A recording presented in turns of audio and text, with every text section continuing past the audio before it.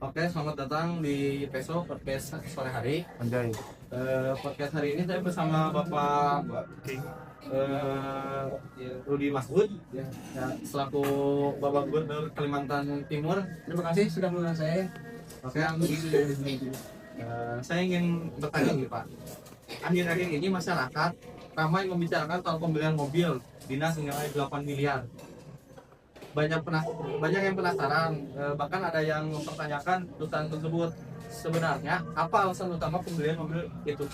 Baik, yang pertama terima kasih ya sudah mengundang saya di sini. Senang bisa bicara dengan Anda. Jadi gini, saya memahami bahwa sekali relasi masyarakat gitu, ketika mendengar angka 8 itu kan sangat besar gitu ya. Tapi perlu saya jelaskan bahwa itu bukan hanya sekedar membeli mobil mewah saja untuk gaya hidup gitu, tapi juga untuk kebutuhan operasional pemerintahan dan representasi daerah gitu Mas Fandi. Maksudnya dari representasi daerah itu seperti apa? Jadi saya sebagai gubernur gitu ya, saya sering menerima tamu penting orang-orang luar gitu, yang menyampaikan aspirasinya, baik dari pemerintah pusat, investor maupun dari nasional. Kalimantan Timur sekarang punya posisi strategis, apalagi sekarang sudah dibangun ibu kota kan. Nah jadi maka fasilitas yang digunakan juga harus mencerminkan persiapan daerah kita guys. Jadi ini bukan hal yang digunakan diri pribadi ya Pak? Betul sekali. Jadi saya ingin meluruskan, ini bukan hanya sekedar membeli mobil pribadi saya, tapi yang lebih murah saja. Apalagi masih banyak jalan yang rusak atau kebutuhan dari yang lain gitu. Pertanyaan itu sangat wajar tuh Pak dia, karena saya juga berpikir begitu sejenak awal, namun keadaan kendaraan dinas kepala itu punya spesifikasi khusus gitu. Jadi terutama dari segi kenyamanan, terus kenyamanan perjalanan jarak jauh mungkin, dan juga ketahanan operasional.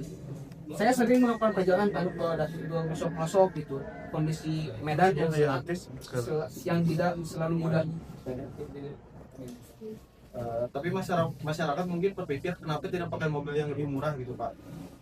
Apalagi masih banyak yang jalan rusak masih banyak jalan rusak atau kebutuhan akses lainnya gitu.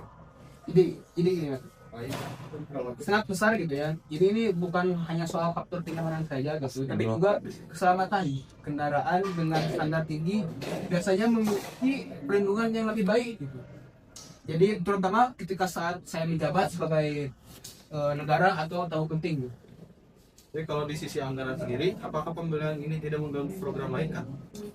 Tidak Mas Fadil. Jadi anggaran ini sudah direncanakan dan sudah masuk ke dalam pos yang sesuai gitu.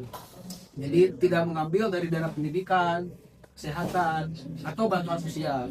Jadi masyarakat tidak perlu khawatir seolah-olah uang itu kepentingan publik dialihkan ke sini gitu.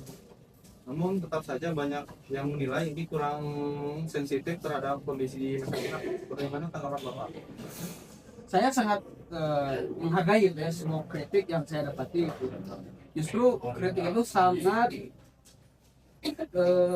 penting gitu agar pemerintah itu tidak berpijak pada kepentingan rakyat gitu. Jadi saya itu tidak anti kritik, tapi saya berharap masyarakat melihat persoalan ini secara utuh, bukan hanya sekedar dari nominalnya saja. Tapi apakah sebelum membuat keputusan ini Bapak sudah diskusi panjang? Tentu Mas Badia. Jadi semua proses ini evaluasi, pertimbangan teknis dan pembahasan anggaran, tidak mungkin keputusan sebesar ini itu diambil secara mendadak gitu, atau hanya sekedar keinginan pribadi saya gitu. Kalau boleh jujur Pak, apakah sempat ragu ketika mampu menuai kontroversi seperti ini? Jujur, iya sih, agak ragu. Jadi saya itu tahu tuh, pasti akan menjadi sebuah sorotan gitu kan bagi masyarakat. Tapi sebagai pemimpin gitu ya, kadang kita tuh harus mengambil keputusan yang baik gitu, berdasarkan kebutuhan jangka panjang. Bukan hanya popularitas kita saja, yang penting transparansi dan tanggung jawabnya gitu. Nah, soal transparansi ini penting. Apa yang ingin Bapak sampaikan langsung kepada masyarakat Kalimantan Timur? Jadi yang ingin saya sampaikan kepada masyarakat bahwa saya itu bekerja untuk kepentingan daerah, bukan hanya untuk kepentingan saya. Jadi semua keputusan bisa dipertanggungjawabkan gitu. Jadi saya terbuka terhadap masyarakat, terhadap kalian yang ingin mengerti saya, tapi saya juga berharap masyarakat memberi ruang untuk penjelasannya objektif. Apakah ada pesan khusus untuk generasi muda yang melihat isu ini Pak? Saya ingin anak muda itu belajar persoalan secara kritis, tapi juga adil. Jangan hanya melihat judul berita atau potongan saja.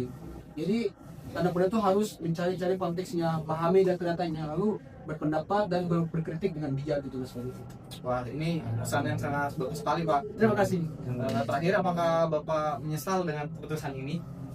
Kalau misalnya soal keputusan itu sudah melalui proses sekunder gitu ya, dan tujuannya untuk mendukung tugas negara. Saya tidak menyesal sama sekali Mas Fadil. Yang terpenting adalah bagaimana saya tetap bisa bekerja maksimal untuk masyarakat Kalimantan Timur. Baik Pak, terima kasih banyak atas waktu dan penjelasan. Sama-sama Mas Fadil. Semoga masyarakat bisa mendapatkan sudut pandang yang lebih jelas. Amin amin. Terima kasih juga Mas Fadil sudah ngobrol dengan saya hari ini. Dan terima kasih juga untuk para pendengar yang sudah mengikuti podcast hari ini. Sampai jumpa di episode selanjutnya. Tetap kritis, tetap bijak, salam sejahtera.